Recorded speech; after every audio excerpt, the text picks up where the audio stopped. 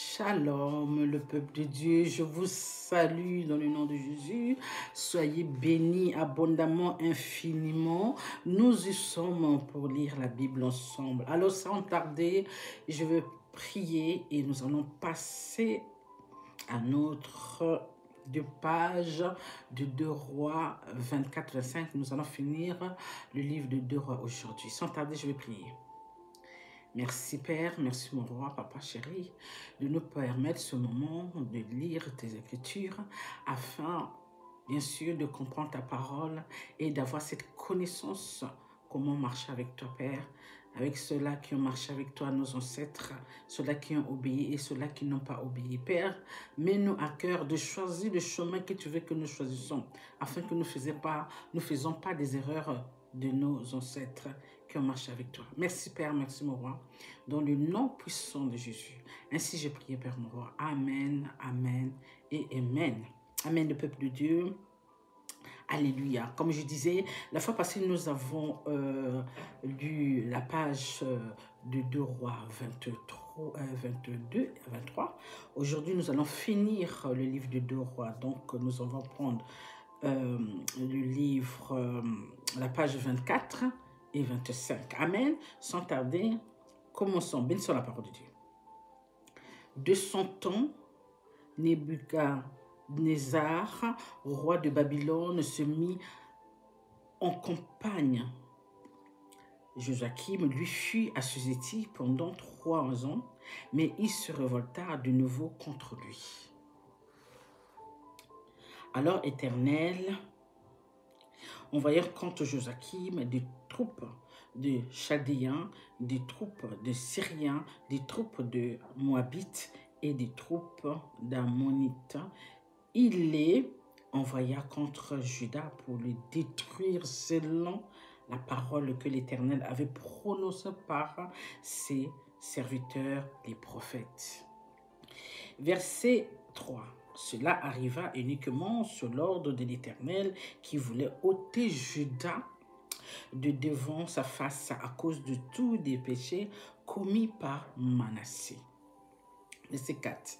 Et à cause du sang innocent qu'avait répandu Manassé et dont il avait rempli Jérusalem. Aussi l'Éternel ne voulut-il point pardonner. Verset 5. Le reste des actions de Joachim et tout ce qu'il a fait, cela n'est-il pas écrit dans le livre des chroniques des rois de Juda?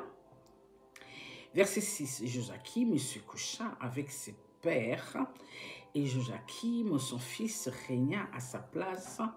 Verset 7. Le roi d'Égypte ne sortit plus de son pays car le roi de Babylone avait pris tout ce qu'il était au roi d'Égypte, depuis le torrent d'Égypte jusqu'au fleuve de Euphrate. Verset 8. Joachim avait 18 ans lorsqu'il devient roi et il régna 3 mois à Jérusalem. Sa mère s'appelait Nehushta, fille d'Elnathan de Jérusalem. Excusez-moi pour les noms. Verset 9. Il fit ce qui est mal aux yeux de l'Éternel entièrement, comme avait fait son père. Verset 10. En ce temps-là, les serviteurs de Nebuchadnezzar, roi de Babylone, montèrent contre Jérusalem et la ville fut assujettie. Verset 11. Nebuchadnezzar, roi de Babylone, arriva devant la ville pendant que ses serviteurs l'assiégeaient. Verset 12. Alors Joachim, roi de Juda, se rendit auprès du roi de Babylone avec sa mère, ses serviteurs, ses chefs et ses eunuques. Et le roi de Babylone lui fit prisonnier la 8e année de son règne.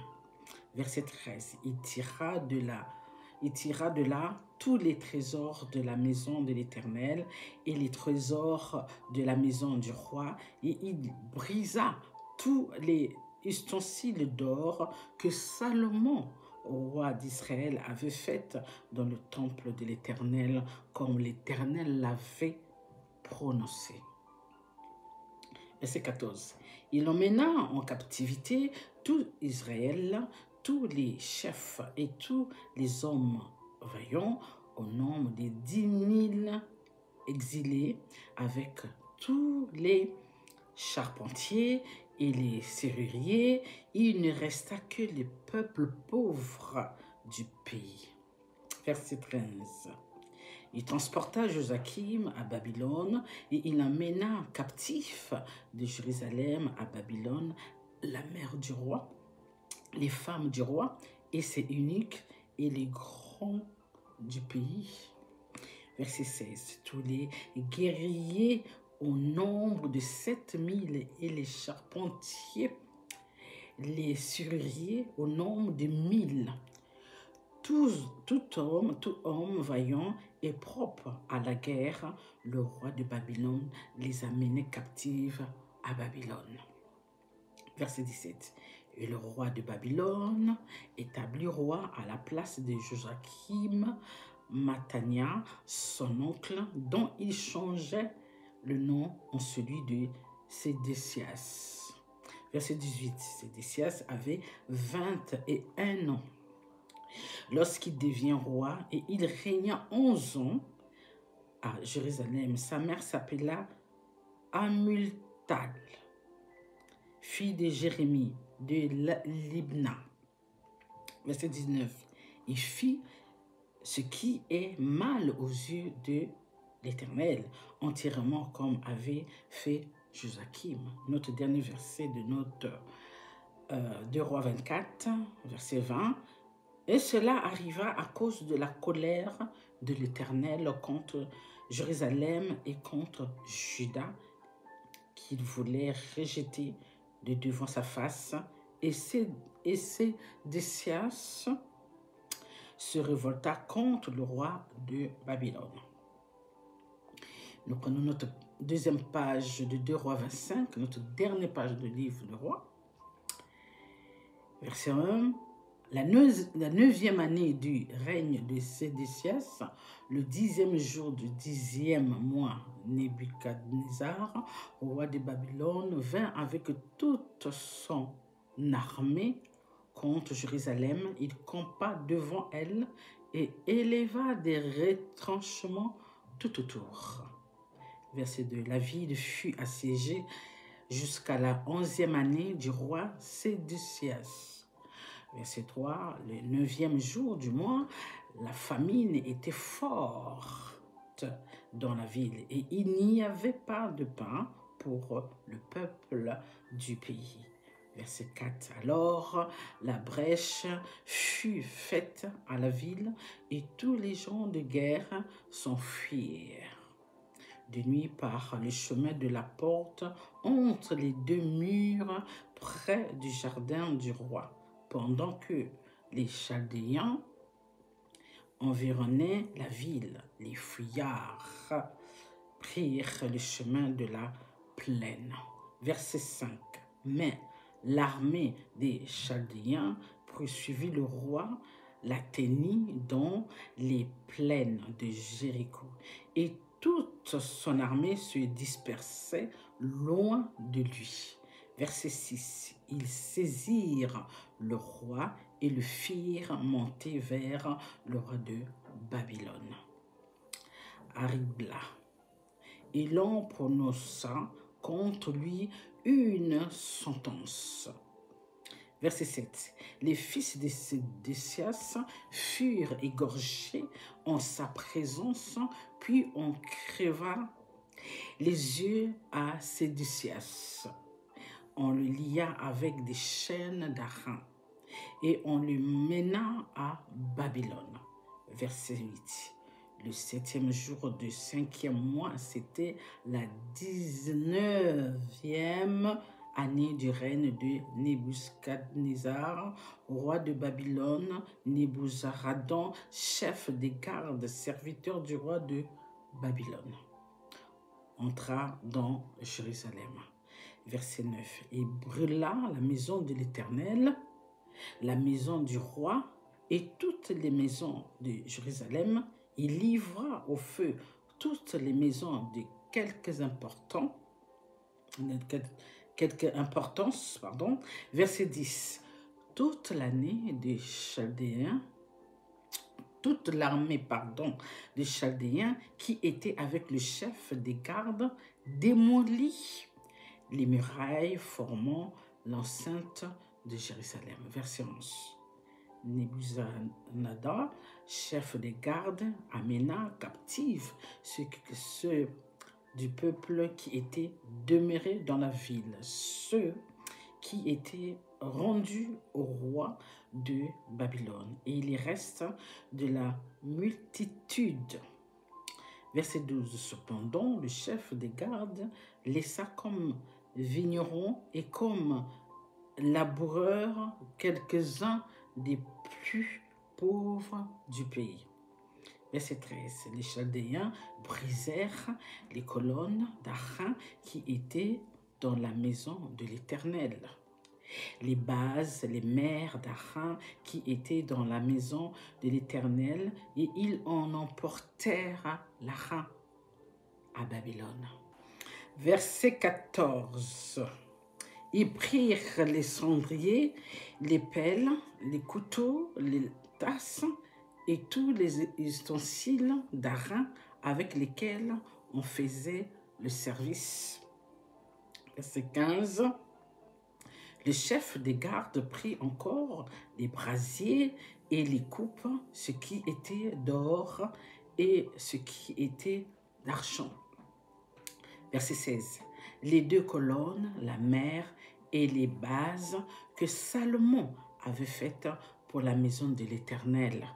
Tous ces ustensiles d'arrêt avaient un poids inconnu.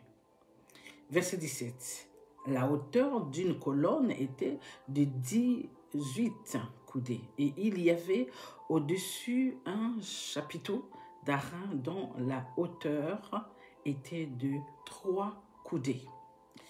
Autour du chapiteau, il y avait un trellis et des grenades, le tout d'Aran. Il en était de même pour la seconde colonne avec le trellis. Verset 18. Le chef de garde prit Seraya, le souverain, sacrificateur Sophonie, le second sacrificateur et le 3 gardiens du seuil.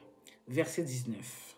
Et dans la ville, il prit un eunuque qui avait sous son commandement les gens de guerre, 5 hommes qui faisaient partie des conseils du roi et qui furent trouvés dans la ville.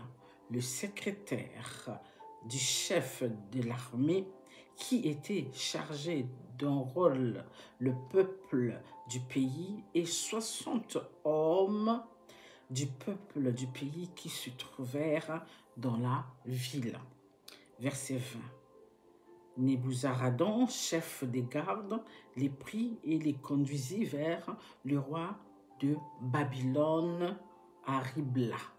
Verset 21. Le roi de Babylone les frappa et les fit mourir à Ribla, dans le pays de Hamath. Verset 22. Ainsi, Juda fut amené captive loin de son pays. Et Nebuchadnezzar, roi de Babylone, plaça le reste du peuple qu'il laissa dans le pays de Juda sous le commandement de Guédalia, fils d'Achilkam, fils de Shaphan. Verset 23. Lorsque tous les chefs de troupes eurent pris, eux et leurs hommes, que le roi de Babylone avait établi Guédalia pour gouverneur, ils se rendirent auprès de Guédalia à Mispa, savoir Israël, fils de Netania, Jojamon, fils de Karesh, Sereya, fils de Tanhumet, de Netopha, excusez-moi avec les noms, et Joasinia, fils de Makatien, eux et leurs hommes. Verset 24. Guédélia leur jura à eux et à leurs hommes et leur dit, ne craignez rien de la part des serviteurs des Chaldéens. Demeure dans le pays, servez le roi de Babylone et vous en trouverez bien.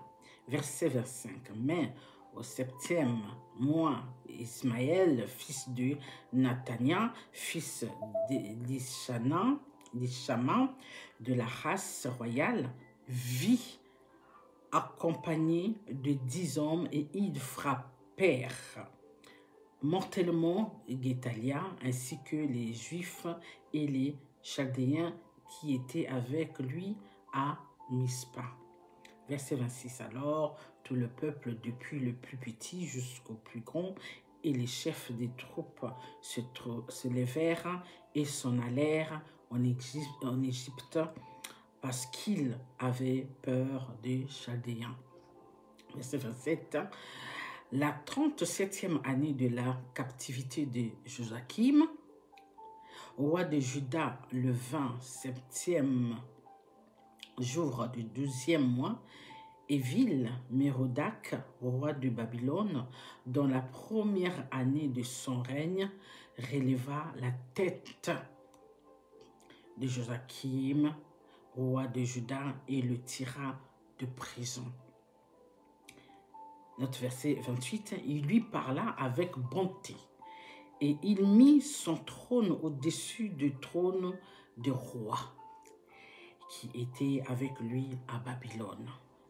Notre avant-dernier verset 29, il lui fit changer ses vêtements de prison et Joachim mangeait toujours à sa table tout le temps de sa vie. Notre dernier verset, le roi pourvu constamment à son entretien journalier tout le temps de sa vie. Bénissons la parole de Dieu. Alléluia.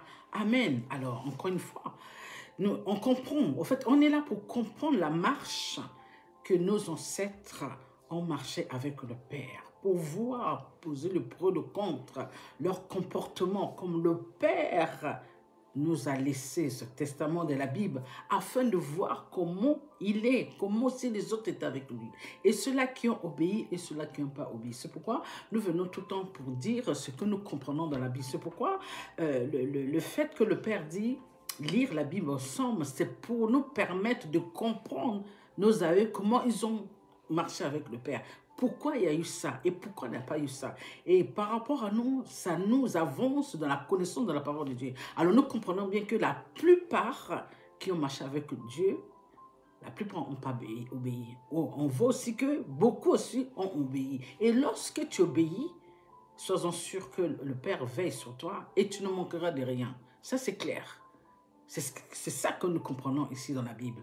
Et ceux-là qui ne marchent pas avec le Père, c'est sûr que ça va mal finir. Et ils sont dans les tourments, dans les tribulations, dans les persécutions. Et qui donne l'ordre à ces choses-là, c'est le Père lui-même. En tout cas, si ça vient de lui, c'est lui-même qui permet cela et qui livre ces enfants qui n'ont pas obéi à leur ennemi. Vous voyez? Donc, il est valable pour nous ici, sur cette terre.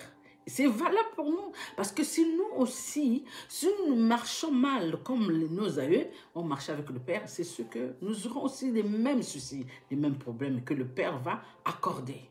Mais si nous marchons correctement comme le Père nous demande, sûr et certain, le Père aussi veillera sur nous, nous guidera sur le droit chemin, afin que ces choses-là ne soient pas notre partage. Donc, c'est à nous de réfléchir, c'est à nous de méditer, c'est à nous de choisir. Qu'est-ce que nous voulons en fait? Est-ce que nous voulons marcher dans l'obéissance de ce que le Père nous dit, afin que ces choses-là qui ont arrivé à nos aïeux, ça ne soit pas notre partage? Ou soit nous voulons faire la têtue, montrer qu'on est meilleur que Dieu, eh bien, figurez-vous qu'on n'ira pas loin. Si nous choisissons notre chemin, c'est sûr que c'est catastrophique. Alors, vaut mieux obéir et laisser le Père nous guider, nous protéger, nous orienter et nous bénir abondamment comme il a fait avec nos ancêtres. Ceux-là qui obéissaient, il les bénissait abondamment, infiniment. Ça leur manquait de rien. Ils combattaient tous leurs ennemis. Donc, même dans notre génération, Dieu le fait aussi. Alors, faisons-nous confiance, obéissez, marchez selon sa volonté. Amen. Sur ce, je vous aime. Soyez bénis abondamment. Alors, obéissons seulement. Allons seulement avec le Père. Amen. Sur ce, bye.